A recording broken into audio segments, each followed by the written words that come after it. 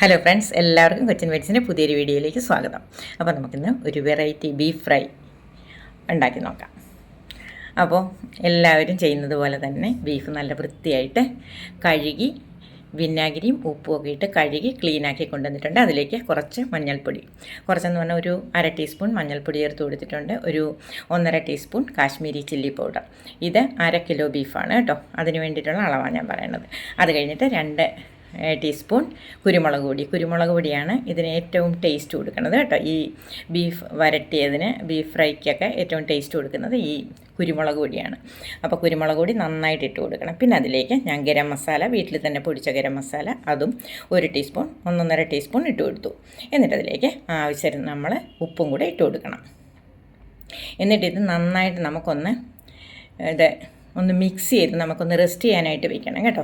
ഇനി അതിലേക്ക് ഞാൻ കുറച്ചധികം വെളുത്തുള്ളി, ഒരു 5-6 കുടം വെളുത്തുള്ളി നന്നായിട്ട് കല്ലിലിട്ട് ചതച്ചെടുത്തത്, അരയ്ക്കരുത് കേട്ടോ, അത് ചതച്ചെടുത്തതും, പിന്നെ ഇഞ്ചി കുരുകുരാന്ന് അരിഞ്ഞെടുത്തതും കൂടെ ഇട്ട് കൊടുത്തിട്ട് നമുക്ക് ഇനിയും അതിലേക്ക് ചെറിയ ഉള്ളിയാണ് ചേർത്ത് കൊടുക്കേണ്ടത്. എൻ്റെ കയ്യിൽ ചെറിയ ഉള്ളി തീർന്നു പോയതുകൊണ്ട് ഞാൻ സവാളയാണ് ചേർത്ത് കൊടുത്തത് കേട്ടോ. ചെറിയ ഉള്ളി ചേർത്താൽ ഒന്നും കൂടെ ടേസ്റ്റ് ആയിരിക്കും.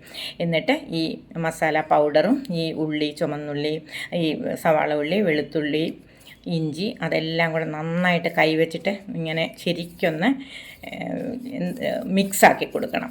അത് തവിയോ ഇതൊന്നും വെച്ചിട്ട് മിക്സാക്കിയാൽ ശരിയാവില്ല. കൈവച്ചിട്ട് തന്നെ നന്നായിട്ട് അതൊന്ന് മിക്സ് ചെയ്ത് നമുക്കൊരു അരമണിക്കൂർ റെസ്റ്റ് ചെയ്യാനായിട്ട് വേണം. അരമണിക്കൂർ കൂടുതൽ വെച്ചാലും നല്ലത്, അരമണിക്കൂറെങ്കിലും വെക്കണം. അതിലേക്ക് നമുക്ക് കുറച്ച് തേങ്ങാക്കൊത്ത് അതിലേക്ക് ഇട്ട് കൊടുക്കുക. നിങ്ങൾ വിചാരിക്കുക എന്താ വറുത്തിട്ട് കൊടുക്കാത്ത, ഇപ്പം തന്നെ ഇട്ട് കൊടുക്കണം എന്തിനാണെന്ന്. ഇപ്പം തന്നെ ഇട്ട് കൊടുത്തു കഴിയുമ്പോൾ ഇത് വേകുമ്പോൾ ഇതിലേക്ക് ഇത്തിരി എരിവും എല്ലാം ഒന്ന് പിടിച്ച് കിട്ടും. എന്നിട്ട് പിന്നെ ഫ്രൈ ആക്കി എടുക്കുമ്പോൾ നല്ല ഒരു ടേസ്റ്റാണ്. അപ്പോൾ അതിന് വേണ്ടിയിട്ടാണ് അതും ഇട്ട് കൊടുത്തു. തേങ്ങാക്കൊത്ത് ഇട്ട് കൊടുത്തു, കറിവേപ്പില ഇട്ട് കൊടുത്തു, കുറച്ച് വെളിച്ചെണ്ണ തന്നെ ഒഴിച്ചു കൊടുക്കണം.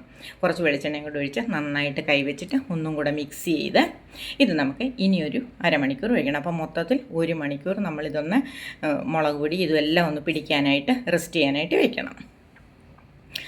അത് കഴിഞ്ഞിട്ട് നമുക്കിത് കുക്കറിൽ വേണം വേവിച്ചെടുക്കാൻ. കുക്കറിലൊരു 5-6 വിസിൽ വരണം കേട്ടോ, എൻ്റെ അഭിപ്രായത്തിൽ കേട്ടോ. പിന്നെ നിങ്ങളുടെ ഇഷ്ടം. ഞാനൊരു 6 വിസിലെങ്കിലും വരുത്തിയിട്ടുണ്ട്. അപ്പോൾ അത് നമുക്ക് കുക്കറിലേക്ക് ഇട്ട് കൊടുക്കാം.